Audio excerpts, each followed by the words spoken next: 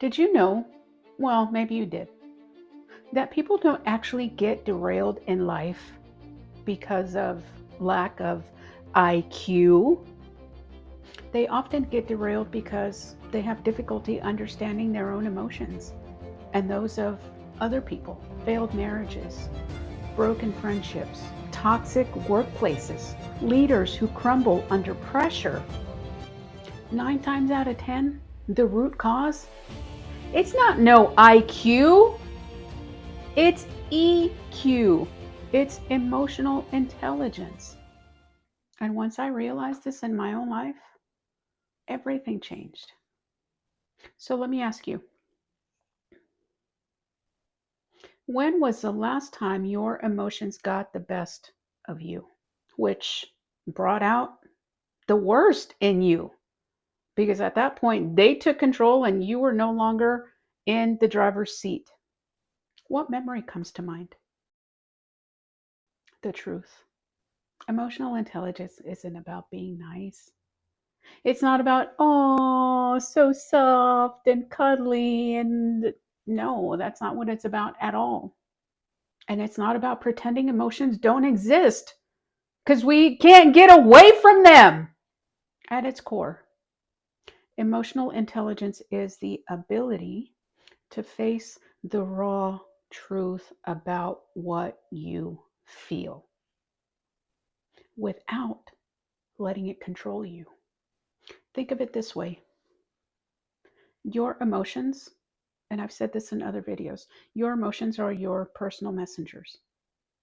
Your emotions are the data that gives you updates on you, about you, for you.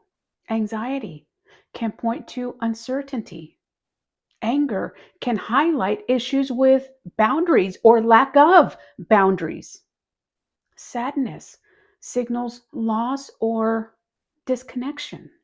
The question here is, do you know how to read your own data about you? Or are you doing subtraction and addition when your emotions are doing calculus and physics? Think about your own life. How often, or do you even bother to pause and try to listen to what your emotions are telling you? Or are you just so used to reacting and moving on? Let's talk a little bit about the science behind this power that I keep talking about. When you're triggered, your amygdala, your emotional alarm system, fires off. Without emotional intelligence, your brain says, okay, emotions, here you go, take the wheel. That's why people with low emotional intelligence, they react. They fly off the handle, they yell, they shout, they scream, they sabotage themselves because they've let their amygdala take control of their emotions. Their emotions done got the best of them. Their emotions done hijacked them. And now the emotions are running the show. Data? What data? I didn't see no data about no emotions. I don't know what you're talking about, Susan. Maybe you ought to start paying attention to them. But with emotional intelligence, you engage your prefrontal cortex, the part of the brain that has to do with logic and reasoning and reflection and long-term thinking. Emotional intelligence allows you to shift from reaction to response. Emotional intelligence tells your amygdala, nope, you're not taking it. This goes to my prefrontal cortex because they know what they're doing. But you have to make that choice. You have to make that call. You have to be aware of when that is needed. Let me share a story with you. Years ago, before my life sits at many pre's and posts. One of them is pre-emotional intelligence and post-emotional intelligence. In my pre-emotional intelligence phase of my life, I made lots of mistakes. I still make mistakes, but not as many as I used to. And I was mean. I would deliberately say things to hurt people because they had hurt me. That was me. Maybe you're still there. Maybe you know what I'm talking about.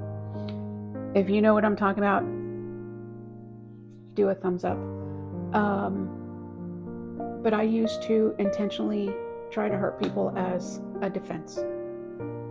They would say something small and it would hit a nerve, and that was it. That's all we needed. I was going to lash out to hurt. And I did. I hurt a lot of people.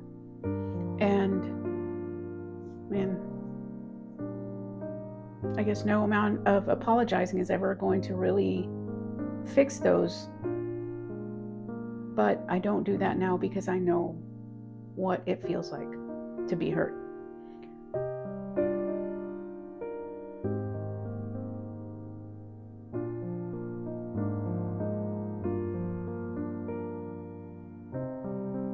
So those moments shook me. I still think about them, and I mean, as you can see, they're still painful.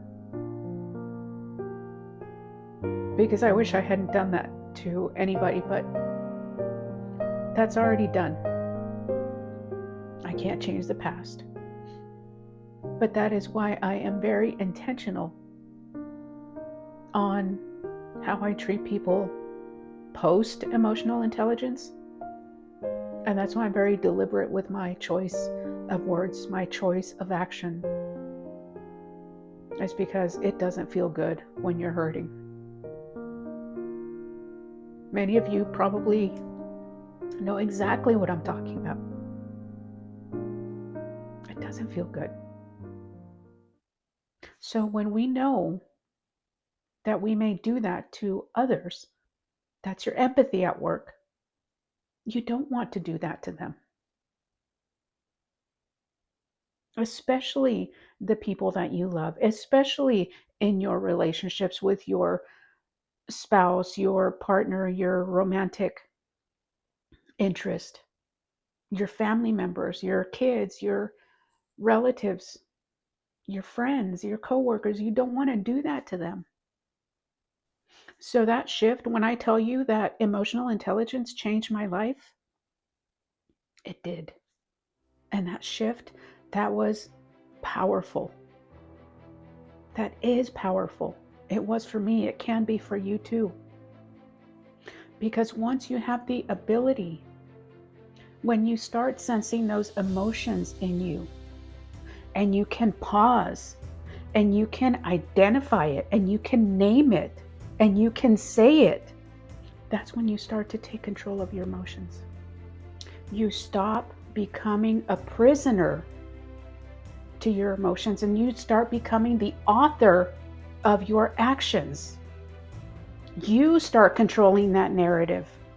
You are the one telling your story, not your emotions. Because I tell you what, if I hadn't learned about emotional intelligence, if I hadn't taken control of my emotions, I would still be that asshole. Thankfully, I'm not. So let me ask you this.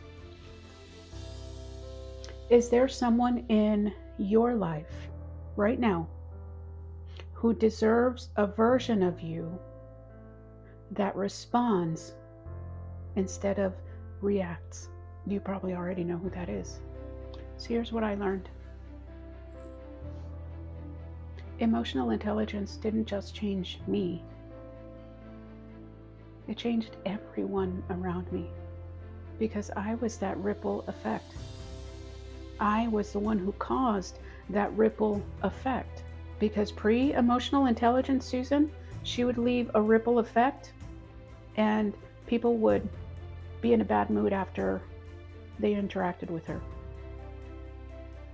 Post-emotional intelligence Susan, her ripple effect is people feel better after having conversations or exchanges with Susan, because she uses her emotional intelligence, because she uses that data that emotions send her to guide her behaviors, guide her actions, guide how she interacts with everyone around her. If I see that you're sad, because I do understand emotions, because I do have that emotional intelligence, because I do have that empathy, I'm going to go ask you, hey, are you doing okay? You might just say, yeah, I'm fine.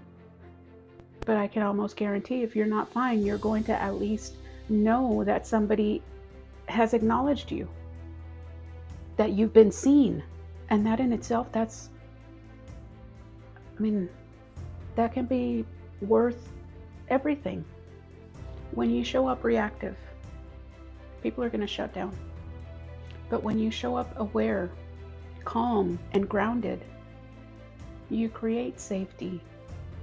You give people the permission to open up, to trust, and to connect with you because they know that you're going to be safe. They know that their emotions are going to be safe with you. You think about it. What kind of person do you close yourself off to? And what kind of person do you open up to? Think about that. Share it in the comments. That's why emotions are contagious. You're either spreading chaos or clarity or fear or courage. Where are you on that? Emotional intelligence is your superpower. It reshapes every aspect of your life. It changes how you lead, how you love, how you live. But most importantly, it gives you choice.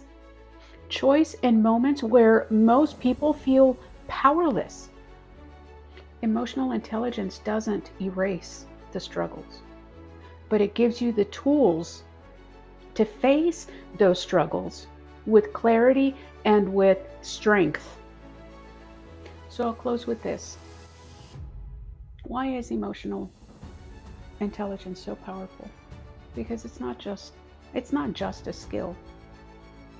It's a way of being. It's the difference between repeating cycles or breaking them, between being controlled by your emotions, by letting your amygdala run wild with your emotions, or by harnessing them and using them as fuel. And once you master your emotions, you don't just change yourself. You are going to change every single life that comes across your path in a positive way. So here's your challenge. This week, notice one moment where you would normally just react and instead pause. Just pause. That's it. No more, no less, no trying to think of some witty, clever comment. Just pause and pay attention to what shifts. If this video spoke to you, I'm going to ask you to do 3 things. Hit the subscribe button so you don't miss the next lesson in the EQ classroom. Like this video so more people can discover the power of emotional intelligence.